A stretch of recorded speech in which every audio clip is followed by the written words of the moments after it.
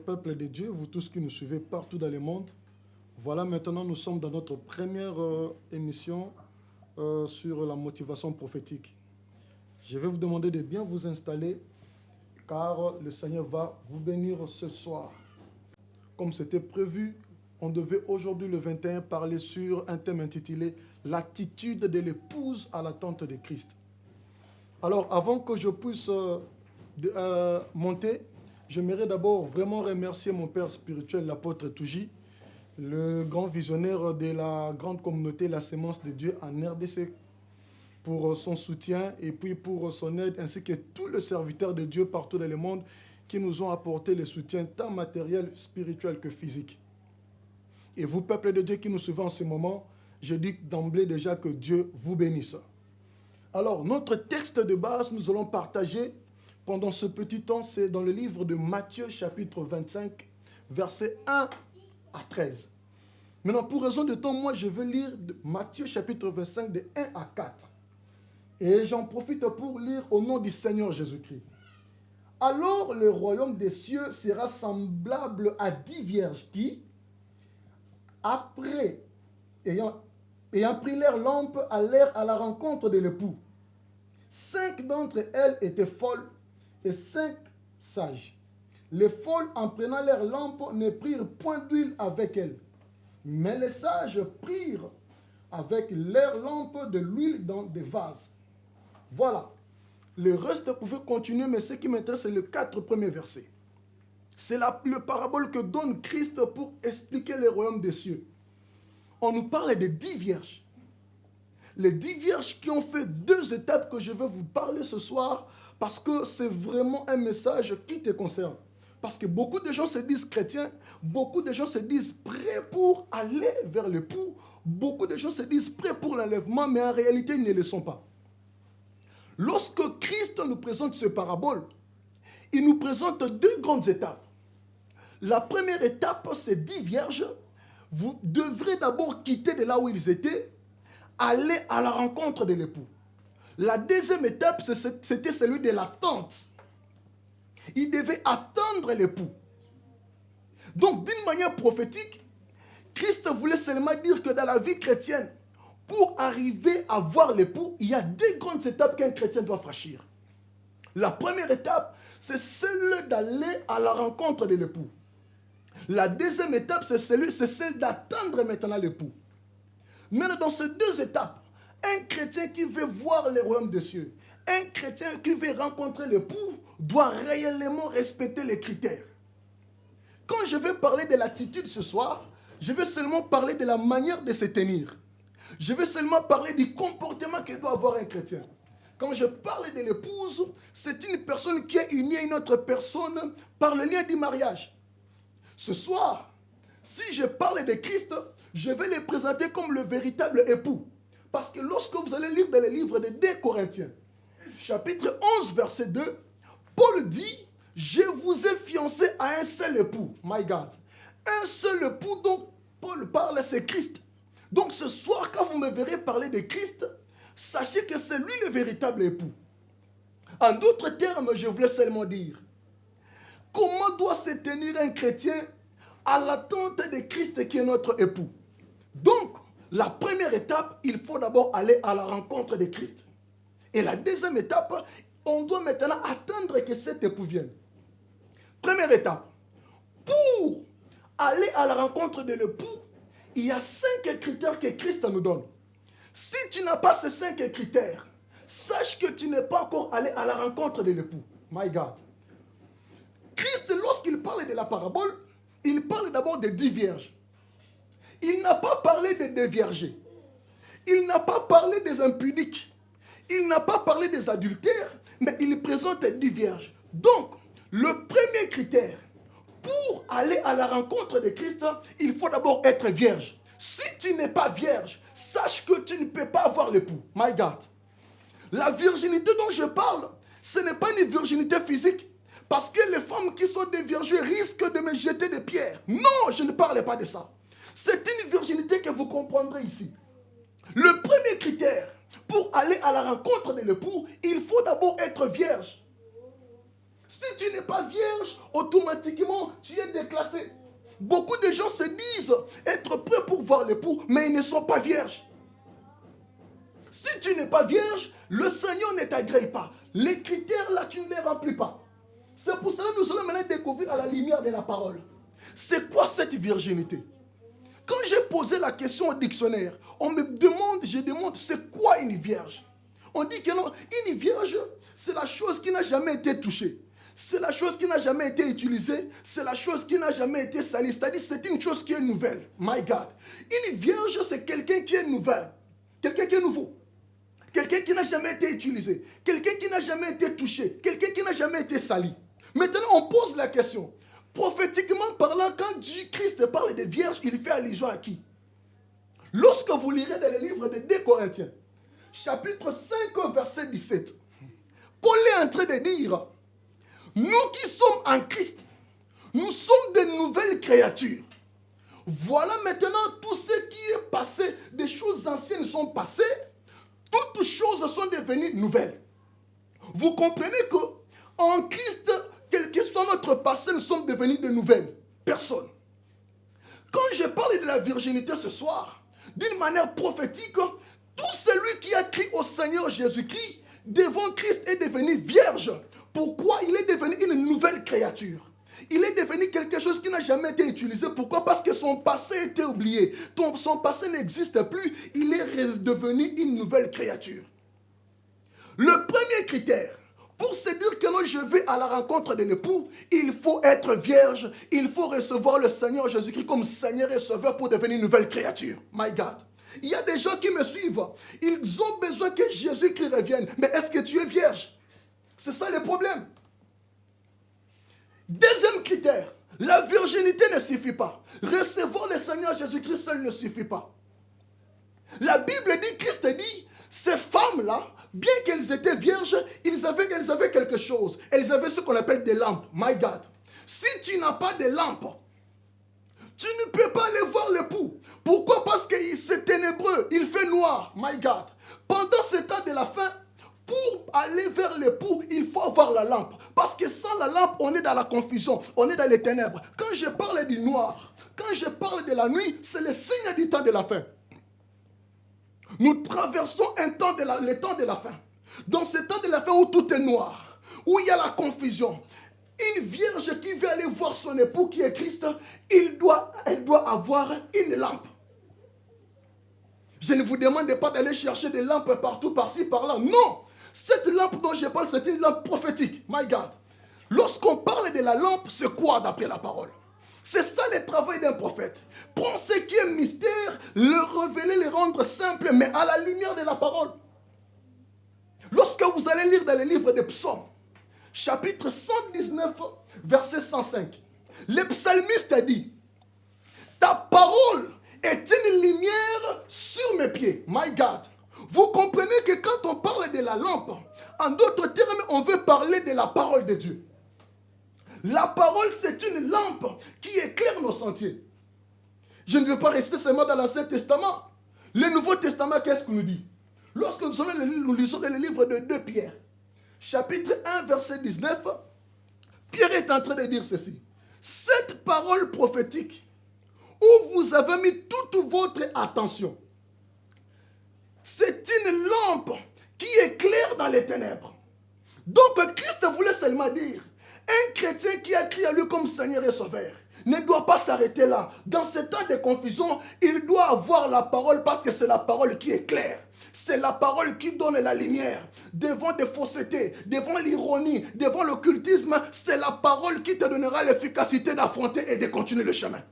Sans la parole, tu ne verras pas la lumière. Sans la parole, tu ne verras pas les sentiers. C'est ça le deuxième critère. Un chrétien doit avoir la parole. Il y a beaucoup de chrétiens, c'est vrai, ils ont cru au Seigneur Jésus-Christ, mais non pas la parole. Troisième critère. La Bible dit, dans cette lampe-là, il y avait l'huile. C'est très important. Parce que sans l'huile à l'intérieur, il ne peut plus avoir la lampe. Il y a des gens qui ont des lampes. Vous y mettez de l'huile pour qu'il y ait suffisamment de la lumière. L'huile là, que les vierges ont utilisé pour mettre dans la lampe, afin que la lampe s'allume, c'est très prophétique aussi. Parce que sans cela, il n'y a pas de lumière. Sans cela, il n'y a pas la flamme. Quand je parle de l'huile, selon 1 Samuel chapitre 10, verset 1, on nous présente l'huile comme l'onction du Saint-Esprit. La parole seule ne suffit pas. Parce que là, on serait comme de 20 discours. La parole seule ne suffit pas. Ce sont des 20 discours. Mais pour que cette parole devienne puissante, il faut que cela soit accompagné de l'onction du Saint-Esprit. Un véritable chrétien doit avoir le Saint-Esprit et avoir aussi son onction. C'est ça l'onction du Saint-Esprit. Dans ce temps de la fin, sans l'onction du Saint-Esprit, tu ne peux rien. Tu vas parler comme des pharisiens. Tu vas parler comme de simples discoureurs. Parce que si tu n'as pas le Saint-Esprit, si tu n'as pas l'onction du Saint-Esprit, tu parleras comme tout autre scientifique qui sait bien parler français, qui sait bien s'exprimer. Il se dit que je parle bien. Non, mais cela ne suffit pas. Parce que la Bible dit, la parole qu'on vous prêche, c'est une puissance pour quiconque croit. My God. C'est ça la puissance. Le troisième critère, c'est ça. Tu peux être chrétien, tu as la parole, mais je te pose la question, tu as l'onction du Saint-Esprit? Ce sont les critères pour aller à la rencontre de l'époux. Si tu n'as pas ces critères, sache que tu es encore loin. Tu n'es pas encore allé à la rencontre de l'époux. Tu peux avoir l'huile. Tu peux être chrétien. Tu peux avoir la parole, mais cela ne suffit pas. La Bible dit, ces 10 vierges ont exécuté un mouvement. My God.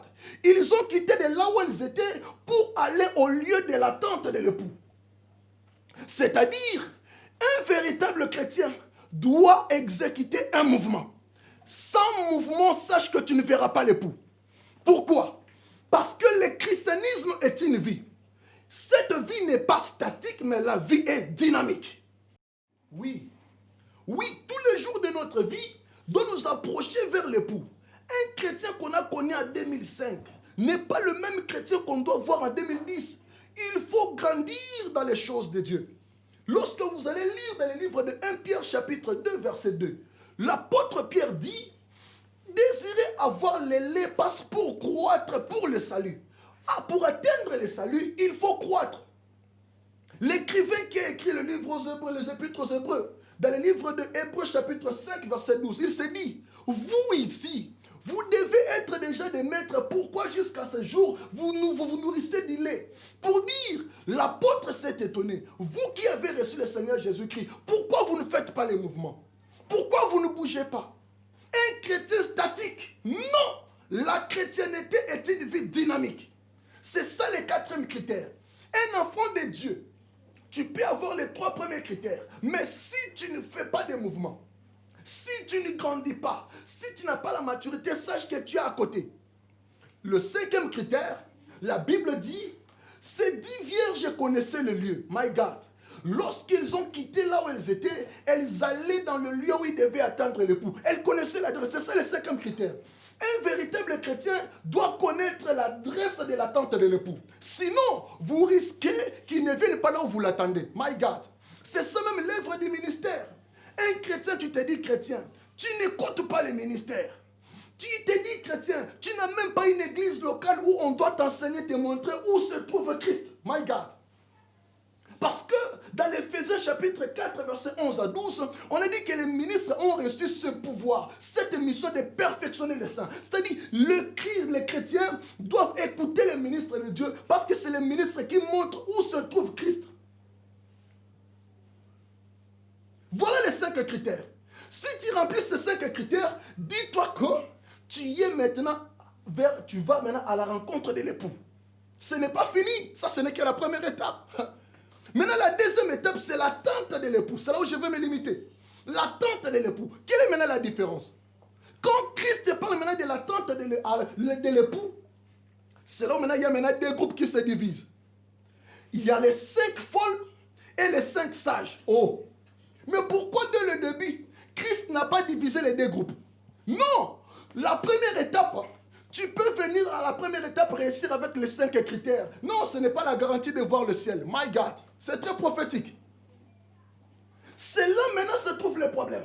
Si tu réellement sûr que tu as rempli les 5 critères, sache que tu es à l'attente de l'époux. Maintenant, je te pose la question. Tu es dans quel groupe? Tu es parmi les 5 folles ou les 5 sages? La différence, c'est quoi? Christ donne lui-même la différence. Il dit, pourquoi je les ai appelées folles? Parce que en prenant les lampes, ils n'ont pas pris l'huile de réserve. Mais les sages, c'est parce qu'ils ont pris l'huile de réserve. My God. C'est vrai, l'huile se trouve dans la lampe pour allumer. Mais ce n'est pas tout. La nuit peut tarder, l'époux peut tarder, la nuit peut devenir longue. Mais il faut savoir que faire quand l'époux tarde. Parce qu'il peut arriver que l'époux tarde. My God. Beaucoup de gens, parce que l'époux est en train de tarder, ils se posent la question, Jésus reviendra ou pas? Mais je vous assure que Jésus revient. Tout ce que vous voyez, ce ne sont que les indices. L'époux est en train de tarder. Mais pendant que l'époux est en train de tarder, que devez-vous faire?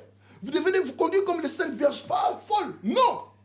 Il faut avoir de l'huile en réserve. C'est le mystère que j'appelle le mystère de l'huile de réserve.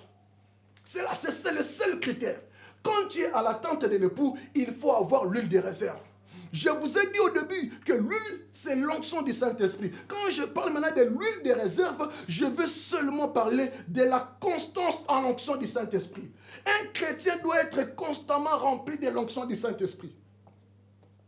Quand tu en manques, dis-toi directement tu peux rater le ciel à cause de ça.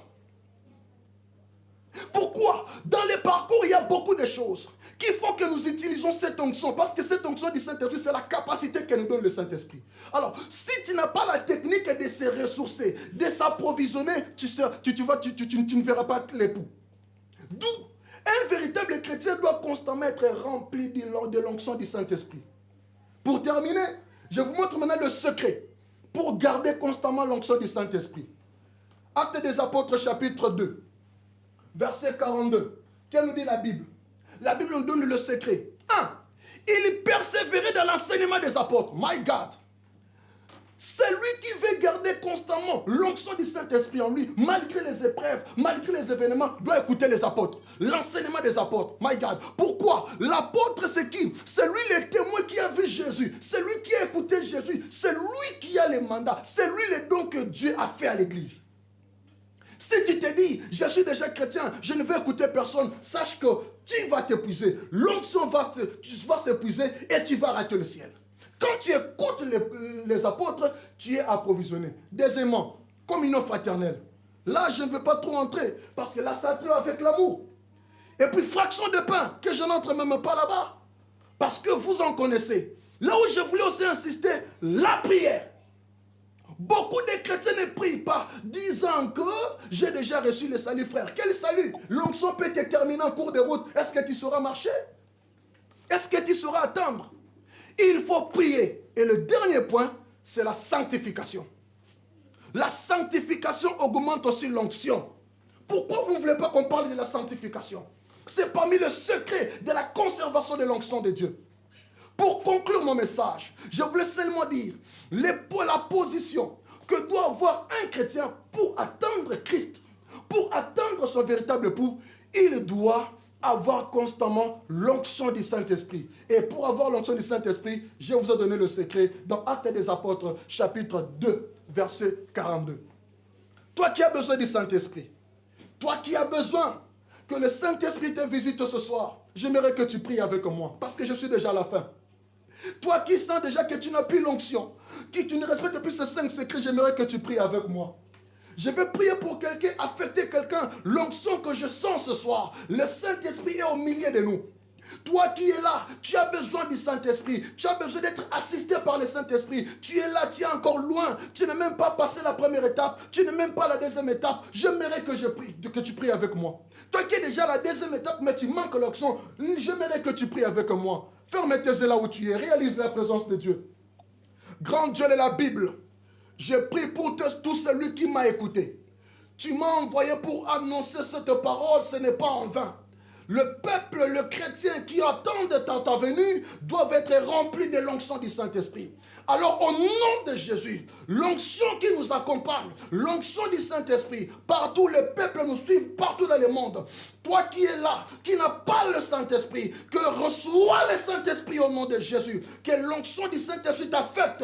Toi qui dans ta vase, tu n'avais plus d'huile. l'huile, tu n'avais plus d'onction. Je t'affecte de l'onction du ciel au nom de Jésus-Christ. La Bible dit, l'onction brise les jougs. Alors sous l'onction, je déclare, toi qui es malade, je déclare que sois guéri au nom de Jésus. Toi qui es aveugle, qui ne vois pas, là où tu es, si tu as la foi, recouvre la vie au nom de Jésus. Toi qui es paralytique, je dis au nom de Jésus, marche au nom de Jésus. Tout ce qui n'allait pas dans ta vie, la stérilité, au nom de Jésus, sous cette onction, je le déclenche, je dis que l'on devient libre au nom de Jésus.